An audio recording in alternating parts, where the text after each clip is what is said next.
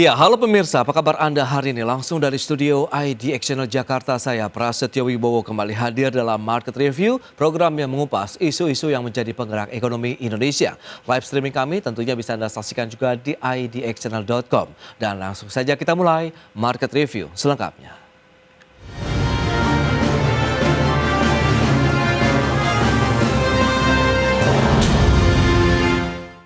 Ya, pemerintah akan membentuk 3 satuan tugas baru dalam menindaklanjuti proses negosiasi tarif resiprokal dengan pemerintah Amerika Serikat.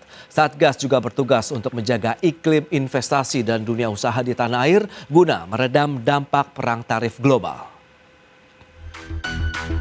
Ada 3 satgas yang dibentuk, yaitu pertama untuk tindak lanjuti perundingan investasi, yaitu Satgas Perundingan Perdagangan Investasi dan Keamanan Ekonomi. Dan ini Bapak Presiden sudah setujui.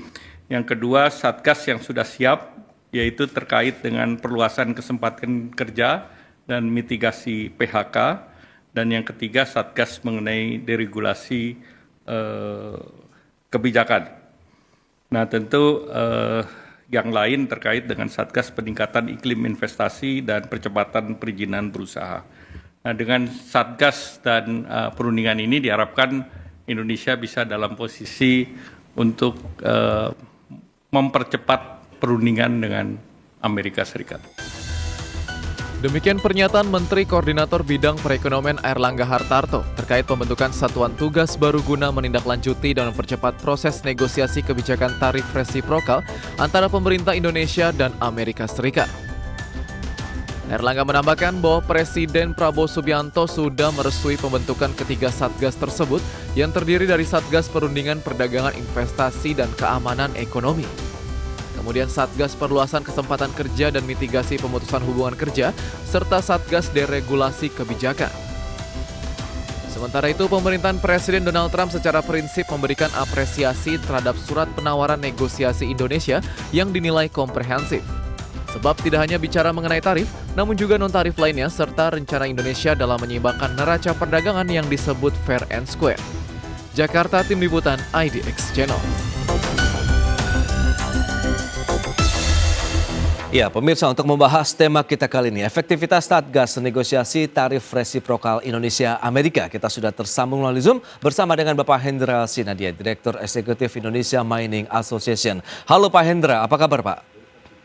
Halo, alhamdulillah kabar baik. Terima kasih atas undangannya. Baik, terima kasih juga atas waktu yang disempatkan. Dan sebelum membahas lebih jauh proses negosiasi tarif resiprokal antara pemerintah Indonesia, Amerika Serikat ini sudah berjalan positif dan konstruktif serta mendapatkan apresiasi nih Pak Hendra karena dinilai komprehensif, jadi tidak hanya tarif tapi juga ada non-tarif. Nah, apakah Anda melihat ini sudah sesuai juga dengan proyeksi dari pelaku usaha di dalam negeri nih Pak Hendra?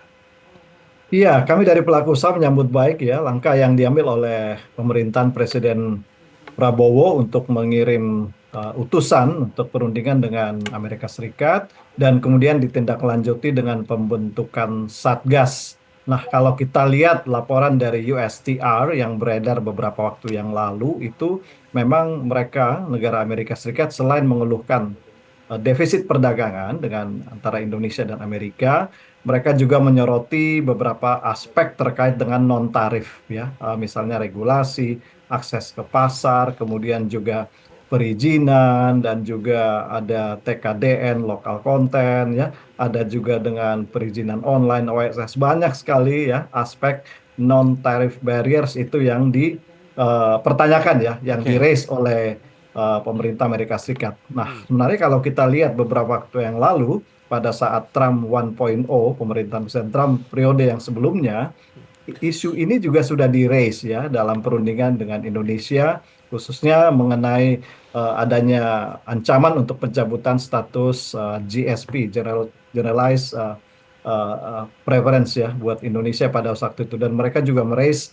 isu-isu non-tarif. Jadi ini merupakan tantangan dan tentu PR bagi pemerintah untuk benar-benar melaksanakan komitmennya untuk memperbaiki aspek non-tarif khususnya untuk dapat menarik investasi bukan hanya dari negara Amerika Serikat tapi juga dari investasi global secara umum. Oke.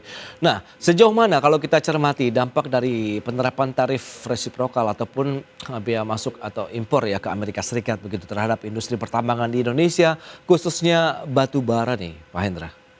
Nah, yang menarik kalau kita lihat dari eskalasi trade tension Ya, beberapa waktu yang lalu, apalagi sehubungan dengan pengumuman dari Presiden Trump, itu mereka tidak mengenakan tarif atas komoditi critical minerals, ya, termasuk batu bara. Apalagi Presiden Trump juga baru mengeluarkan executive order untuk membuka kembali tambang-tambang batu bara. Nah, oke. sementara industri tambang kita tidak terpengaruh secara langsung, ya. Ekspor batu bara kita ke Amerika juga relatif sangat kecil.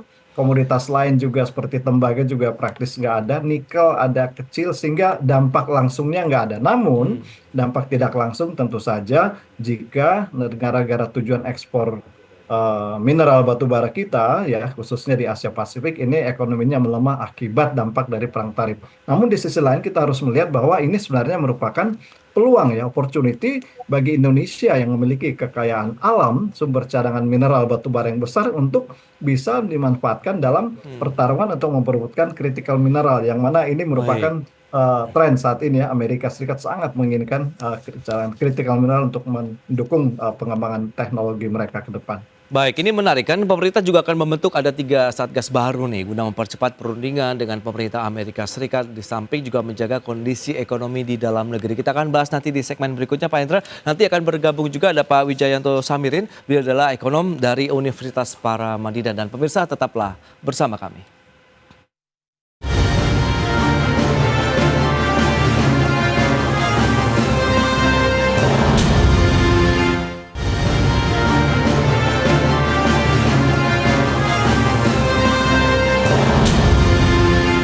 Ya, terima kasih Anda masih bergabung bersama kami dalam Market Review. Pemirsa, berikut ini kembali kami sampaikan data untuk Anda terkait dengan proposal negosiasi Indonesia begitu yang diajukan ke pemerintah Amerika Serikat apa saja. Ya, seperti yang bisa Anda saksikan di layar televisi Anda. Yang pertama, memenuhi kebutuhan dan menjaga ketahanan energi nasional, kemudian memperjuangkan akses pasar Indonesia ke Amerika Serikat, khususnya dengan kebijakan tarif yang kompetitif bagi produk ekspor Indonesia, deregulasi untuk meningkatkan kemudahan berusaha, perdagangan, dan investasi yang akan menciptakan lapangan pekerjaan. Kemudian memperoleh nilai tambah dengan kerjasama supply chain, industri strategis, dan juga kritikal mineral. Kemudian ada akses ilmu pengetahuan dan teknologi dalam berbagai bidang, antara lain kesehatan, pertanian, dan renewable energy. Selanjutnya, ekspor komoditas batubara. Ini data dari BPS per Maret 2025 yang mungkin bisa kita cermati bersama, di mana kinerjanya secara bulanan maupun tahunan ini mengalami tekanan ya, minus 5,54% secara bulanan, kemudian year on year-nya minus 23,14% untuk Maret 2025. Berikutnya, negara penyumbang surplus terbesar Indonesia di bulan Maret ternyata masih dari Amerika Serikat dengan neraca perdagangan 1,98 miliar dolar Amerika, menyusul India dan juga Filipina.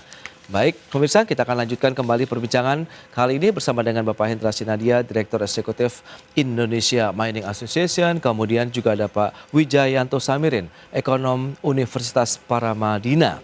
Baik, kita akan langsung saja mereview dengan beberapa data yang tadi sudah disampaikan Pak Wija. Langsung saja ke Bapak ini terkait dengan proses negosiasi begitu yang tadi sudah disampaikan. Menurut Anda ini bagaimana? Tadi tidak hanya bicara tarif tapi juga non tarif ini semakin konstruktif. Apakah Anda melihat ini akan menjadi hasil yang positif juga nantinya bagi Indonesia nih? Silakan Pak. Ya, kalau kita lihat update dari Ketua Tim Negosiasi, Pak Erlangga, Ya, rasanya negosiasi berjalan relatif lancar begitu ya. oke. Walaupun kita masih harus menunggu karena hasil akhir belum bisa terbaca hingga detik ini. Yes. Nah, saya melihat dari 5 poin tadi sangat menarik gitu ya. Ada beberapa hal yang memang kita laksanakan untuk merespon langsung apa yang menjadi tuntutan Amerika Serikat. Tapi sebenarnya ada beberapa poin yang ada tuntutan ataupun tidak ada tuntutan dari Amerika Serikat, ini wajib kita laksanakan. Oke. Misalnya terkait deregulasi.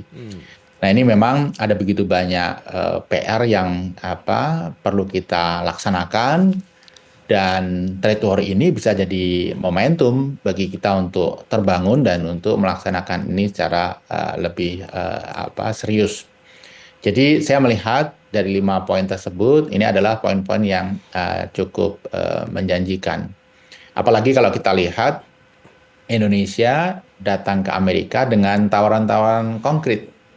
Karena kita juga ada peluang untuk meminimalisir gap transaksi tersebut. Iya. Karena memang kebetulan kita membutuhkan banyak produk dari Amerika Serikat yang kita sendiri defisit di Indonesia atau kita tidak memproduksinya.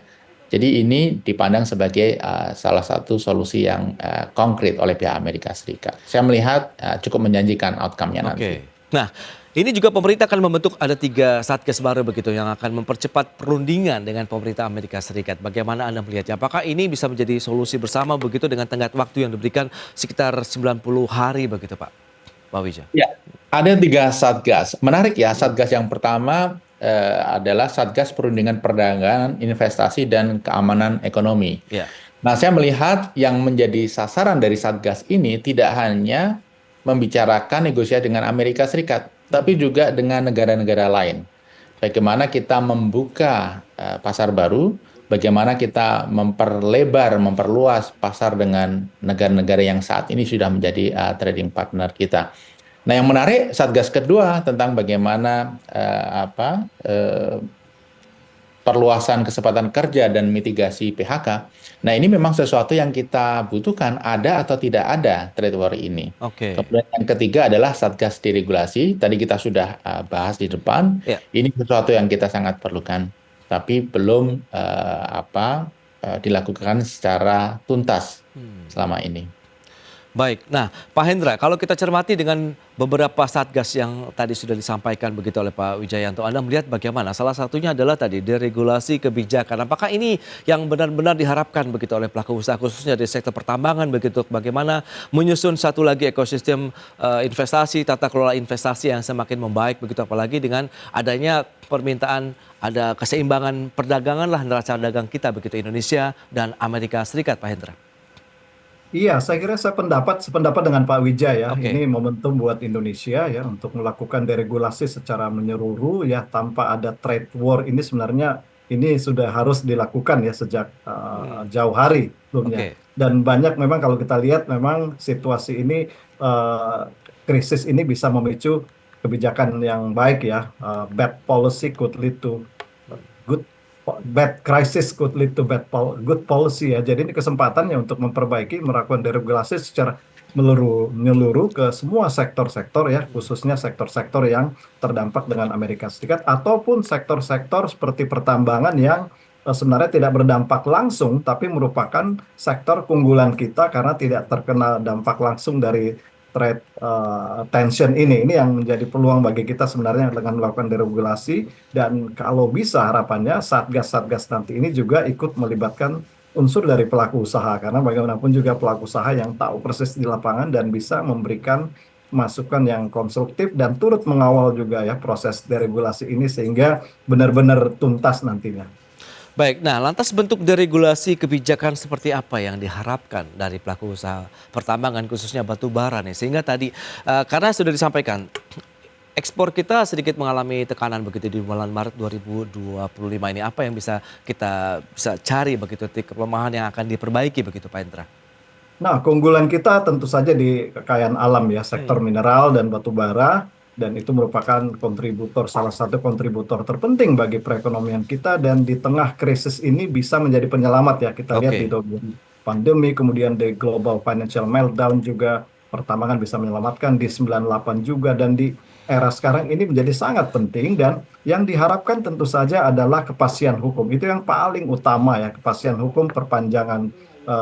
Karena kalau kita lihat di lapangan ini banyak yang kendala yang dihadapi oleh pelaku usaha sehingga investasi di sektor pertambangannya khususnya eksplorasi itu sangat-sangat minim. Padahal kita sangat membutuhkan eksplorasi karena kita mempunyai critical mineral yang cukup banyak, yang ini yang diharapkan oleh negara-negara maju ya yang jadi perebutan saat ini termasuk Amerika, sehingga kepastian hukum ini menjadi sangat penting ya, proses perizinan juga, kemudian juga perpanjangan kontrak misalnya, karena kalau kita lihat dalam praktikal di lapangan ya perusahaan-perusahaan yang telah beroperasi cukup panjang untuk mendapatkan extension kontrak ini bisa butuh waktu bertahun-tahun, padahal mereka sudah di sini udah 20 atau 30 tahun. Kemudian perizinan dan juga izin-izin kehutanan yang banyak menghambat, dan ini tentu saja perlu dukungan dari pemerintah secara menyeluruh, sehingga Oke. kembali lagi ya di pertemuan di depan, ini adalah momentum untuk kita melakukan deregulasi secara menyeluruh ke semua sektor usaha.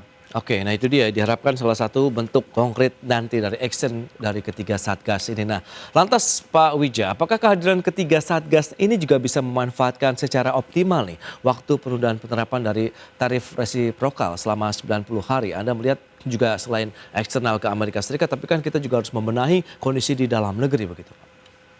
Ya, perpanjangan 90 hari ini membuat kita punya cukup waktu, tidak hanya untuk menyusun strategi bernegosiasi dengan Amerika, tapi juga secara paralel kita memperbaiki internal kita. Secara paralel kita berbicara dengan negara-negara lain, negara-negara yang merasa senasib sepenanggungan dengan kita, Oke. karena menjadi korban bully dari kebijakan unilateral Presiden Trump. Jadi 90 hari ini adalah masa-masa yang sangat penting bagi kita, terutama bagi dunia usaha. Ya. Karena ini adalah saat-saatnya dunia usaha untuk menyampaikan aspirasi kepada pemerintah. Apa-apa saja yang patut dibela, apa-apa saja yang patut untuk diperjuangkan dalam negosiasi ini.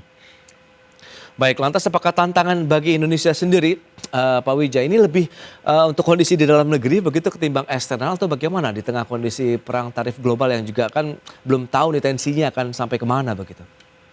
Ya, saya melihat apa yang dilakukan oleh Amerika ini memang merupakan semacam tsunami kecil gitu ya. Oke. Tetapi kita juga harus melihat bahwa tren ini sebenarnya akan terjadi gitu ya, bahwa Indonesia harus bangkit, harus memperbaiki diri, diregulasi, membuka pasar baru, kemudian EU SEPA misalnya, kemudian perjanjian dagang dengan banyak negara yang selama ini terkesan overlook ya, tidak menjadi fokus kita. Ini adalah momentum untuk dikerjakan dengan sebaik-baiknya. Deregulasi saja misalnya, Mas Pras. Selama ini kan kita sudah ada begitu banyak ide semacam ini, tetapi hasilnya seringkali hanya berupa regulasi. Jadi deregulasi yang menghasilkan deregulasi yang lebih sederhana. Tetapi sangat jarang kita berpikir tuntas. Artinya deregulasi itu harus merupakan aksi hasil akhirnya. Bukan regulasi yang ada di meja, tetapi adalah aksi-aksi di lapangan. Bagaimana tadi seperti Pak Hendra mengatakan, para penambang batu bara, para pengusaha di sektor mineral gitu ya, di lapangan itu menghadapi kendala luar biasa. Apakah itu sifatnya dari kepastian hukum, kemudian dari premanisme yang masih sangat kentar di lapangan. Jadi yang paling penting adalah actionable deregulation. Tidak perlu deregulasi yang luas, yang komprehensif, tapi deregulasi yang sederhana, tapi bisa dijalankan dengan sempurna. Nah, ini baru akan memberikan dampak. Kita harus belajar dari Omnibus Law, Mas Pras. Omnibus Law ini secara regulasi itu nilainya A+. Lengkap, semua ada di situ. Tapi karena terlalu masif sehingga kita kesulitan sendiri untuk menjalankannya. Jadi dalam konteks ini kita perlu merubah sedikit cara berpikir. Simple saja, sederhana, tetapi dilaksanakan dengan sempurna.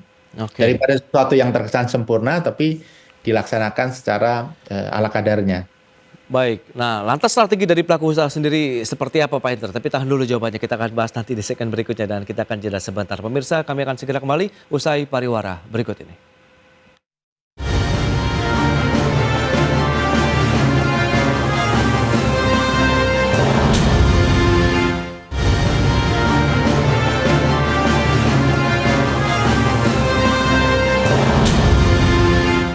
Ya, terima kasih Anda masih bergabung bersama kami dalam Market Review dan kita akan lanjutkan kembali perbincangan kali ini bersama dengan Pak Hendra Sinadia. Nah, Pak Hendra, lantas bagaimana dengan strategi yang sudah dilakukan begitu yang akan diterapkan mungkin juga oleh pelaku usaha pertambangan batubara untuk menyikapi kondisi saat ini, perang tarif yang Anda katakan mungkin tidak terlalu berdampak ya terkait dengan sektor pertambangan batubara, tapi ada satu penurunan kinerja eksportasi yang perlu juga mungkin ditingkatkan lebih jauh lagi begitu. Apakah juga ada upaya misal diversifikasi negara tujuan ekspor batu bara baru misalnya? Silakan Pak Hendra.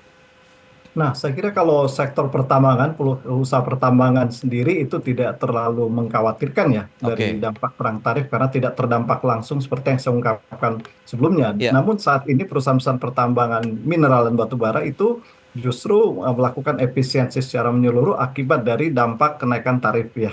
Tarif royalti dalam negeri, kemudian kebijakan Oke. beberapa kebijakan ya antara lain juga seperti kenaikan beban biaya bunga akibat kewajiban penempatan dana hasil ekspor, Ya. kemudian kenaikan VAT, kemudian penerapan global minimum tax, kewajiban B40 dan lain-lain itu menambah cost sehingga dalam konteks ini deregulasi yang tadi disampaikan Pak Wija, saya menyambung sedikit bahwa memang benar perlu praktikal ya yang actionable dan dari perspektif pelaku usaha pertambangan yang kita butuhkan justru sekarang saatnya momentum bagi pemerintah untuk mensupport ya pelaku usaha nasional di semua sektor. Nah, dalam konteks sektor pertambangan justru deregulasi ini penting untuk mengurangi beban biaya akibat dampak dari overregulated tadi. Nah, ini yang kita pengen benar-benar pelaku usaha dalam halnya sektor pertambangan bisa lebih apa namanya dapat profit yang cukup sehingga mereka investasi dalam negeri dan juga tentu saja iklim investasi dalam negeri yang akan menarik investasi dari luar. Nah, ini yang paling penting deregulasi untuk mendukung pelaku usaha dalam negeri agar mereka bisa lebih kompetitif.